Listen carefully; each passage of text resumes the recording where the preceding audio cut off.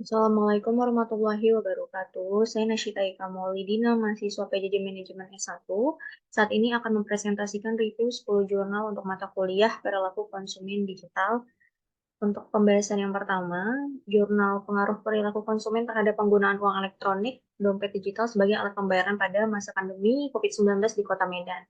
Latar belakangnya, pandemi telah mengubah perilaku masyarakat dalam bertransaksi secara non-tunai dengan menggunakan dompet digital agar mengurangi resiko terinfeksi virus corona yang menempel pada uang, kartu kredit, atau tangan orang yang menyerahkan atau menerima uang tersebut. Variabel di dalam penelitian ini yaitu penggunaan uang elektronik digital terhadap perilaku konsumen pada saat masa COVID. Metode yang digunakan adalah menggunakan pendekatan asosiatif, pendekatan di mana untuk mengetahui bahwa adanya hubungan atau pengaruh di antara kedua variabel. Untuk hasil penelitiannya di sini adalah terdapat pengaruh perilaku konsumen terhadap penggunaan uang elektronik sebagai alat pembayaran pada masa pandemi COVID di Kota Medan. Keterbatasannya di sini menggunakan metode analisis regresi, jadi ada kemungkinan terhadap multikolinearitas di setiap bagian variabel bebas, yang mana variabel bebas tidak bisa menjelaskan variabel terikat. Dari kesimpulannya, di sini perilaku konsumen berpengaruh terhadap keputusan penggunaan uang elektronik sebagai alat pembayaran di Kota Medan berdasarkan hasil uji koefisiennya. Untuk jurnal yang kedua yaitu peran fear of missing out atau FOMO dalam perilaku konsumen terhadap keputusan pembelian. Latar belakangnya di sini yaitu bisnis waralaba yang merebak dan banyak diminati oleh pelaku bisnis. Salah satunya Mixo Ice Cream Denti, salah satu bisnis waralaba yang baru masuk ke Makassar pada September 2022. Sebagai pendatang baru, Mixo sendiri cukup diminati oleh para konsumen khususnya generasi Gen Z. Untuk metode yang digunakan sendiri di sini dengan teknik pengumpulan data dengan menyebarkan kuesioner yang berisi pernyataan yang akan dijadikan jawaban dari responden. Penelitian ini juga menggunakan penelitian perpustakaan dengan cara mengumpulkan hasil-hasil penelitian sebelumnya seperti artikel, literatur, maupun jurnal. Variabel yang diteliti di sini menggunakan independen yaitu perilaku konsumen X, variabel terikat dalam penelitian ini yaitu keputusan pembelian sebagai Y, dan variabel moderating dalam penelitian itu FOMO atau Z. Hasil dari penelitian ini menunjukkan bahwa terdapat pengaruh yang signifikan antara perilaku konsumen dengan keputusan pembelian. Keputusan pembelian dipengaruhi oleh perilaku konsumen. Mixu Ice Cream NT mengidentifikasi perilaku konsumen untuk mengetahui apa yang dibutuhkan dan diinginkan oleh konsumen. Keterbatasan di sini adalah jumlah respondennya yang hanya 112 konsumen, tentunya masih kurang untuk menggambarkan keadaan yang sebenarnya. Disimpulkan bahwa perilaku konsumen berpengaruh terhadap keputusan pembelian atau FOMO, seperti yang dituliskan di sini. Untuk jurnal yang ketiga berjudul Pengaruh Literasi Ekonomi, Kontrol Diri, dan FOMO terhadap Pembelian Impulsif Generasi Milenial. Latar belakangnya ini pandemi COVID yang terjadi pada akhir tahun 2019 mengubah perilaku masyarakat Indonesia secara signifikan, disebabkan oleh adanya PSBB, yang membuat masyarakat harus beraktivitas dari rumah. Akibat kebijakan tersebut memberikan dampak yang begitu besar dalam berbagai bidang kehidupan manusia, sama halnya dengan ekonomi. Metode yang digunakan sendiri ya ini survei dan pendekatan kuantitatif. Variabel yang diteliti yaitu perilaku konsumen digital terhadap kontrol diri dalam pembelian impulsif. Hasil penelitiannya, FOMO memiliki peran yang penting dalam bentuk perilaku pembelian impulsif. Artinya, generasi milenial dengan tingkat literasi ekonomi yang tinggi dapat melakukan pembelian impulsif selama mereka tidak memiliki kontrol diri yang baik. Keterbatasannya di sini menggunakan metode survei dengan pendekatan kuantitatif belum mampu mengungkap secara mendalam terkait faktor-faktor yang mempengaruhi pembelian.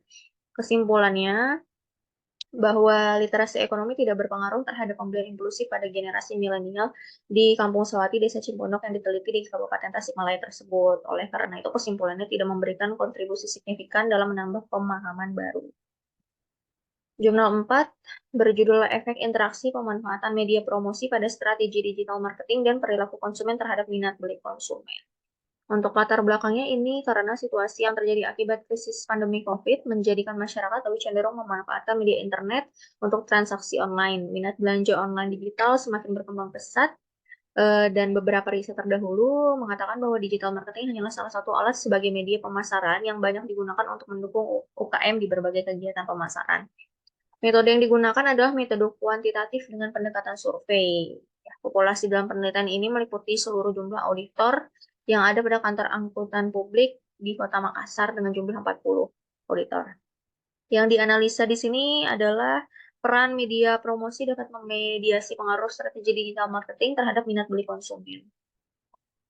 Hasil dari penelitiannya sendiri di sini pengaruhnya itu sangat positif terhadap minat beli konsumen. Jadi, indikasi dari hasil tersebut memberikan makna bahwa perusahaan dalam menjalankan strategi digital marketing telah disampaikan dengan baik kepada konsumen sehingga memberikan peningkatan terhadap minat beli konsumen dalam melakukan pembelian beberapa e-commerce seperti Facebook, Shopee, dan Lazada.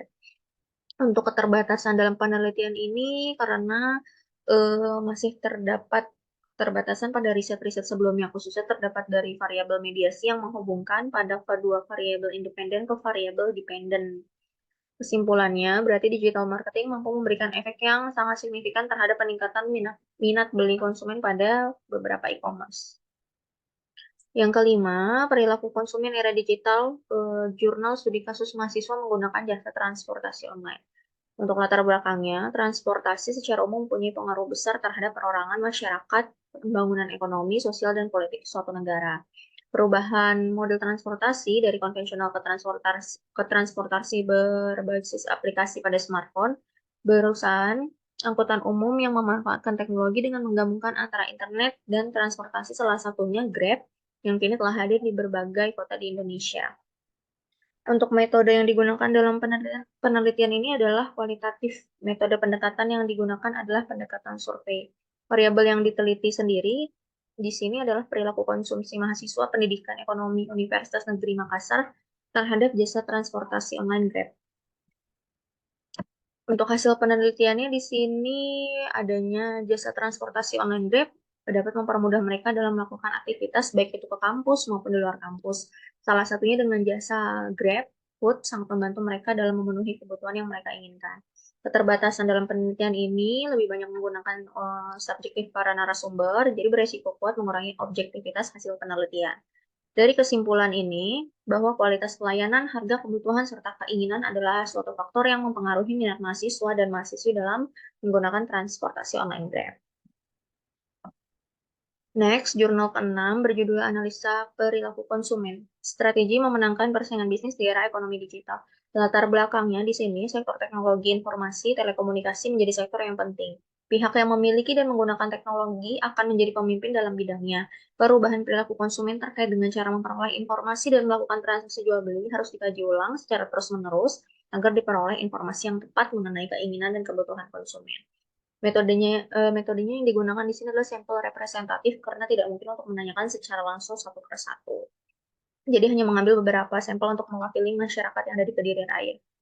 Variabel yang diteliti di sini adalah perilaku konsumen dalam melakukan aktivitas jual beli akibat perkembangan teknologi informasi dan telekomunikasi. Hasilnya menunjukkan peningkatan yang cukup besar dalam kurun waktu 10 tahun, terjadi kenaikan hampir 6 kali lipat. Jika pada tahun 2009 pengguna internet hanya 30 juta, maka di 2018 jumlahnya mencapai 171 juta orang. Keterbatasan di sini karena penyajian wilayahnya kecil, seperti kecamatan dan desa, jadi sampelnya terbatas.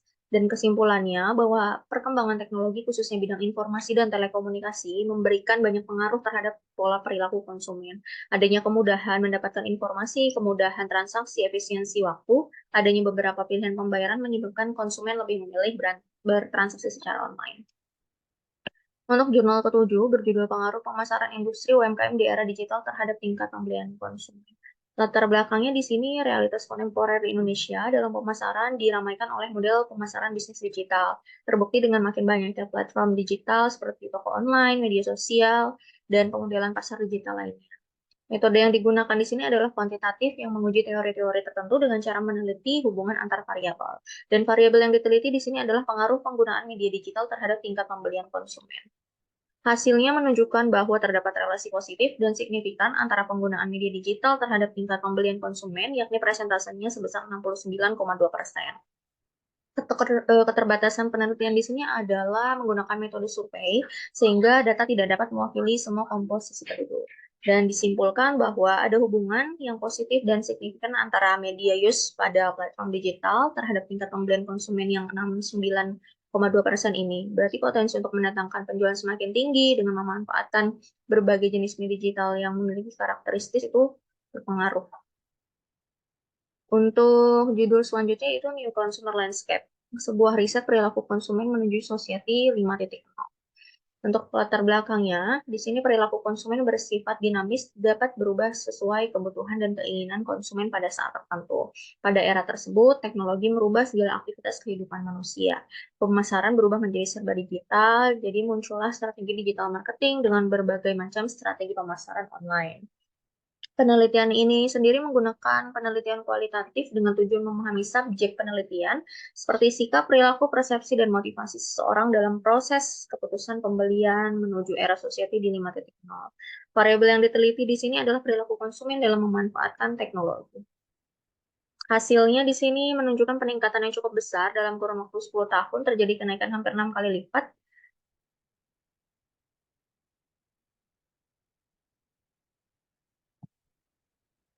Mohon maaf ya, untuk di sini ini hasil penelitiannya. Perilaku konsumen memiliki pola yang tidak selalu sama. Pola perilaku konsumen merupakan serangkaian perilaku konsumen yang akan memunculkan suatu respon tertentu terhadap pengambilan sikap pembelian. Berarti hasil survei pada 143 responden eh, menunjukkan perilaku konsumen memiliki pola perilaku yang tidak selalu sama, berarti tergantung kebutuhannya masing-masing. Untuk keterbatasan penelitiannya sendiri, di sini menggunakan metode kualitatif, yang mana pernyataan dari subjek yang diwawancarai bisa berubah-ubah. Kesimpulannya, berarti pola perilaku konsumen yang ada pada era Society 5.0 ini ialah konsumen akan lebih sering melakukan pembelian secara online. Hal ini juga dapat terjadi pada produk barang maupun jasa konsumen. Untuk jurnal yang ke-9 berjudul Analisis Asimetris Informasi Perilaku Konsumen pada Pasar Online. Latar belakangnya di sini dalam konteks perekonomian, kebutuhan akan informasi mempengaruhi konsep ekonomi klasik yang ada sebelumnya. Aktivitas berbelanja online masih tergolong baru bagi pengguna internet di Indonesia, dan tingkat pendidikan dan pengalaman yang beragam mempengaruhi pola pembelian online. Metode penelitian yang digunakan di sini adalah pendekatan survei ya, dan variabel yang diteliti di sini adalah informasi pembeli yang meliputi informasi produk elektronik, word of mouth, (EWOM). Hasil penelitiannya di sini menunjukkan bahwa asimetri informasi dapat memiliki dampak signifikan pada perilaku konsumen di pasar online. Dan keterbatasan penelitiannya sendiri di sini adalah kurangnya informasi yang valid karena tidak ada sesi survei turun langsung kepada konsumen-konsumen. Kesimpulannya adalah bahwa asimetri informasi memiliki dampak signifikan pada perilaku konsumen di pasar online. Konsumen cenderung mengandalkan sinyal kualitas produk, reputasi penjual, ulasan pengguna, dan rekomendasi untuk memutuskan untuk membeli sesuatu yang mereka butuhkan. Di jurnal yang terakhir, ini berjudul Pentingnya Melakukan Personal Branding dan Memahami Digital Marketing pada Pedagang Pasar Tradisional di Karangampel, Indramayu. Untuk jurnal ini dilatar belakangi pandemi COVID-19 yang masih terjadi di Indonesia. Pandemi ini berdampak besar untuk berbagai sektor di Indonesia, mulai dari pendidikan, perdagangan, pariwisata, dan ekonomi. Untuk metode yang digunakan sendiri di sini menggunakan penelitian kualitatif, jenisnya ini penelitian lapangan dengan pendekatan deskriptif. Teknik pengumpulan data melalui observasi, wawancara, dan dokumentasi. Dan variabel yang diteliti adalah personal branding dan pengetahuan digital marketing dapat mempengaruhi peningkatan omset penjualan. Hasil dari penelitian tersebut menunjukkan bahwa personal branding dan memahami pengetahuan serta menerapkan digital marketing berpengaruh terhadap omset penjualan. Keterbatasannya adalah tidak dijelaskan dan dipaparkan secara detail hasil dari observasi serta wawancara di lapangan. Kesimpulannya, berdasarkan pemaparan hasil kajian mengaitkan dengan sumber rujukan dan referensi, bahwa pentingnya konsisten melakukan personal branding, memahami pengetahuan, dan menerapkan digital marketing sangat berpengaruh terhadap omset penjualan para pedagang pasar tradisional di Indramayu. Sekian presentasi saya. Wassalamualaikum warahmatullahi wabarakatuh.